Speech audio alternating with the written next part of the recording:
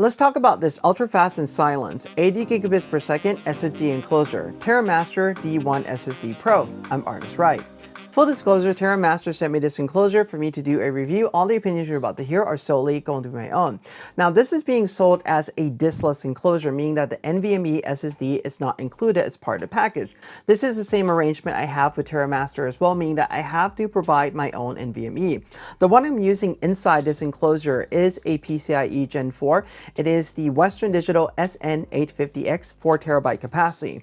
Now, this is not going to reach the over 7,000 megabytes per second or 7 gigs per second that this enclosure can do. However, I'm getting close to 6,000 megabytes per second, which is more than enough for me to show you the performance of this enclosure itself. So let's take a look at the enclosure a little bit further. Now, pretty much this entire enclosure is just all aluminum fins. So it does a really great job at dissipating heat, and there's no fan on the inside. And when I open this up, you're going to see there is a circuit board where you put your NVMe SSD in, and that is pretty much it. I mean, there's really nothing else to it, which is super nice. I mean, this does definitely have a weight to it, so it's something to definitely think about. But like I said, it does a really great job at dissipating heat. Now over there is a little tiny screw there for you to open this up, and I'll show you how this opens in just a second. And on one side, you will see that there are rubber feet here, and these rubber feet are designed so that this one can sit on your table just like that. It doesn't slip as much, and the cable will just go out and link to your laptop. Now on one of the ends, this has a USB Type-C connection. The other end is just pretty much in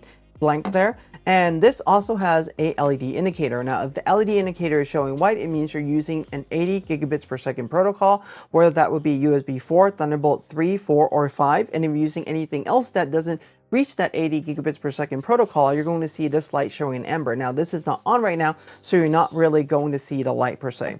What else comes in the package is this little screwdriver, and this is going to become important in just a little bit, and I'll tell you why. It also comes with a little case there that you can just close. Like I said, there's a little pouch. You can just zip this around, and it just has the Terra Master branding on the very top.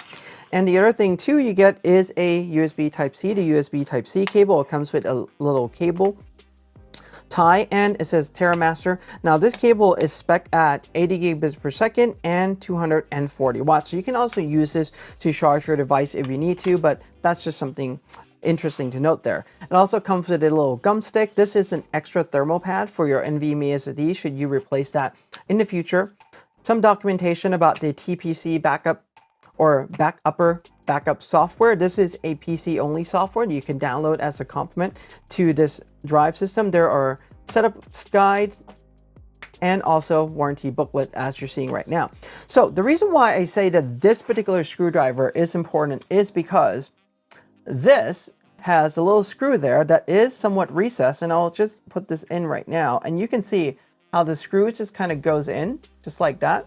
Now, interesting enough, this screwdriver that comes to the system allows you to turn this pretty much fully like you see right now without any problems. However, if I use, for example, another screwdriver that is compatible bit, this will go in there. However, the problem is when it goes in, you can see that this is pretty much all locking up. I can't really turn this at all, and that's the reason why is because the stem, the neck is actually not long enough. So make sure you do keep this handy down the road, because if you ever need to take this apart and replace your NVMe SSD, if you suddenly lose this, it's going to be a little bit of a pain trying to find a replacement one that will work to open this up. Now to open this, I would just simply unscrew this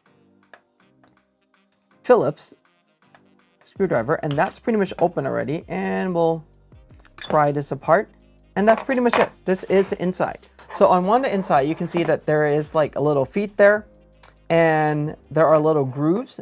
You can see those two little grooves. They just go into this particular portion of those little feet, just like that. There is a thermal pad that comes already pre-installed. You just have to pull that little transparent protective film off before you put the enclosure together. So that's definitely something important.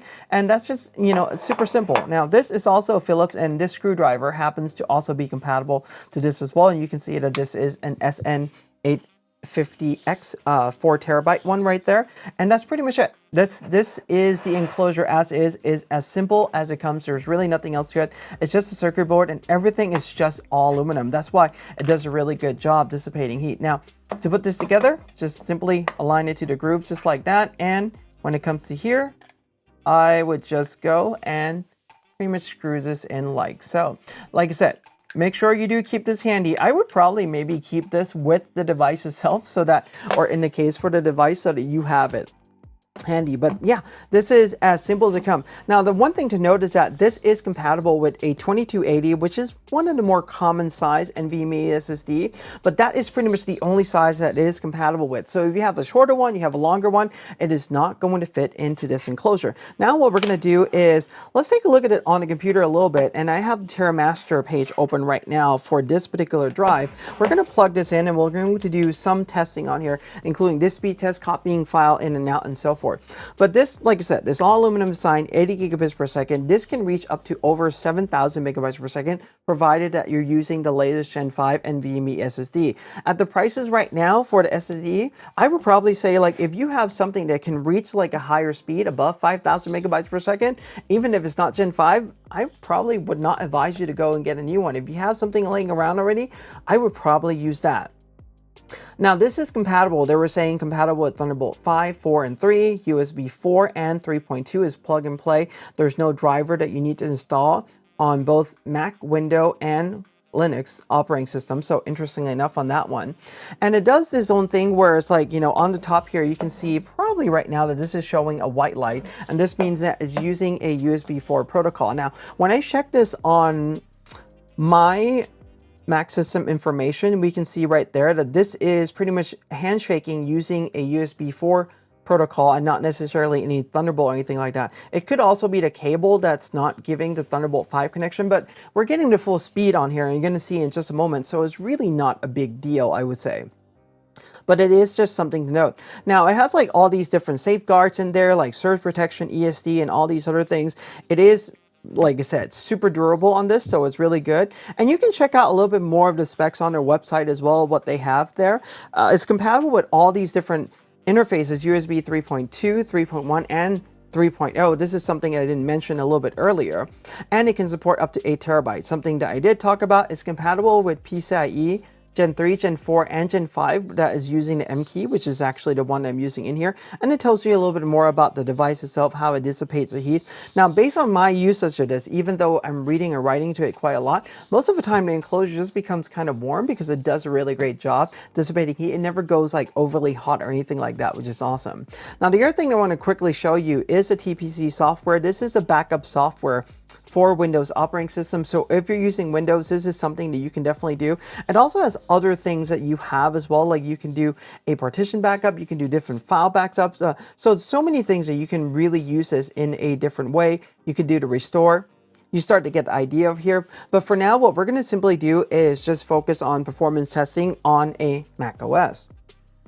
So for this, I'm using my 16-inch MacBook Pro M5 Max to do testing on this particular one, and we're going to launch Blackmagic disk speed test. So we'll start with that. I'll select the drive right now, and we're going to go with the 4 terabyte SSD. So this is called 4 terabyte, and you can see right now my write speed is 5,600 megabytes per second. My read speed is getting to that range of like around over 6,000 megabytes per second or so. I mean, like I said, this is not the 7,000 megabytes per second, but this really comes close enough to show you the performance of this enclosure itself and is able to utilize the maximum bandwidth that my NVMe SSD can do on this one. So it's really quite nice there. So I'm going to close this out.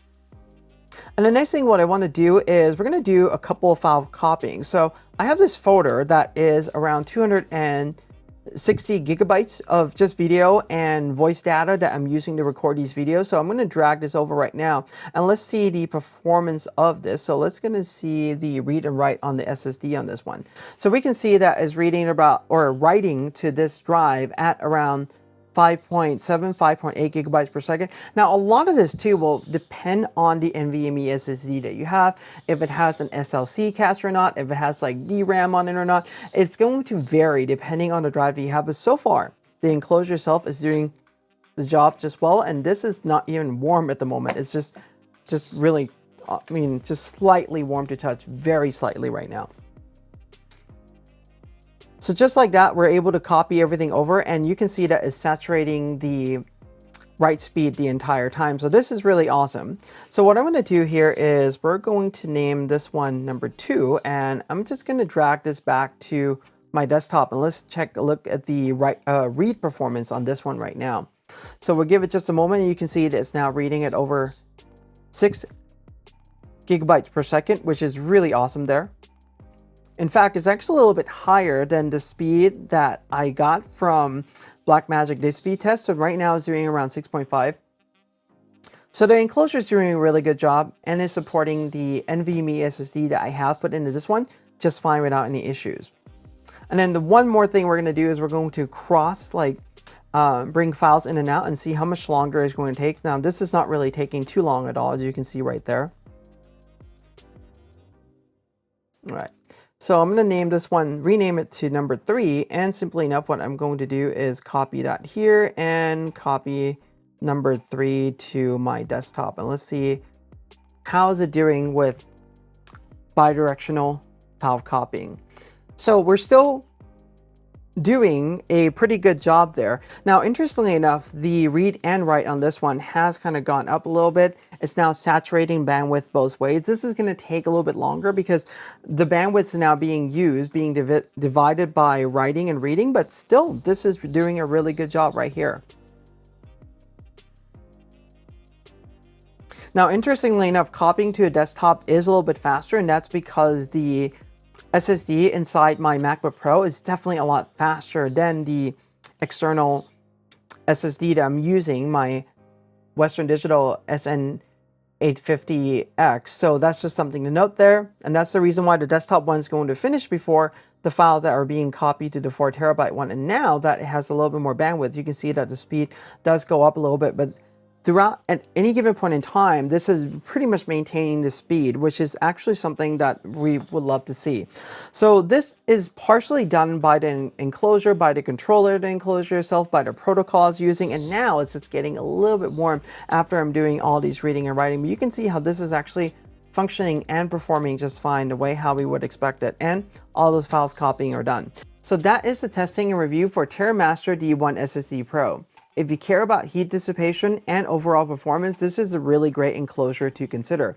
A few things to note about this is because it is all aluminum and TerraMaster has prioritized heat dissipation as like the main thing about this, and the fact that it's no fan, it does a really good job with that, but you are going to carry a little bit of weight with you, so something to keep in mind there. Secondly, do make sure that you store this somewhere with the case or somewhere safe, because down the road you're going to need to access your NVMe SSD, or you need to replace a drive on the inside. You want to make sure that you have this tool, this long neck Phillips screwdriver handy, unlike the tools that I tried to show you earlier that may not necessarily work to open this particular case up. But other than that, based on my testing, this is performing just well, and if you're looking for something that is nice, silence, and fast, well, this is definitely one to look at. Anyway, I hope you find this helpful. Give this a like, subscribe, and hit the bell if you're new. I'm Art, and I thank you for your time.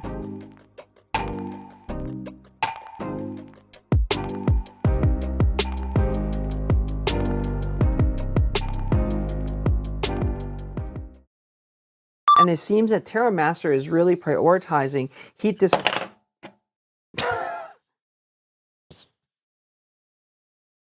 The enclosure is fine. I just drop it. I left a little dent on my bamboo table, but otherwise, this is actually doing good. Actually, 2 dents, interestingly enough.